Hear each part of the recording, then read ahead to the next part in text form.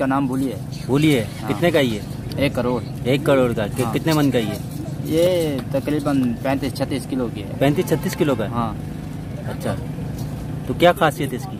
ये पाकिस्तान में सबसे छोटा जानवर है। इसके तकरीबन कद 2 से 3 फीट है और ये बहुत अच्छा जानवर है। बच्चिया है? हाँ, बच्चिया है। तो ये कुर्बानी के काबिल हुआ? 2 दांत हुए इसके? नहीं, अभी 2 दांत नहीं हुआ, लेकिन होने वाला है। 1-2 महीने तक हो जाएगा। अच्छा। ये दुनिया में ना, पाकिस्तान में ये सबसे छोटा जानवर है। अच्छा। इसका तकरीबन 2 से 3 फुट कद है। तो क्या फाइनल कर दोगे इसके? 1 करोड़। 1 करोड़? हाँ।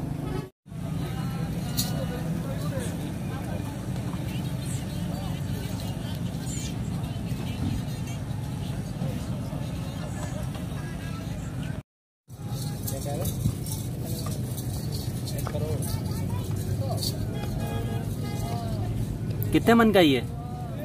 ये 25-30 हैं? 25-30 किलो का। 1 करोड़ का। बच्चिया है? 2 दांत है? नहीं, होने वाले 2 दांत होने वाले हैं।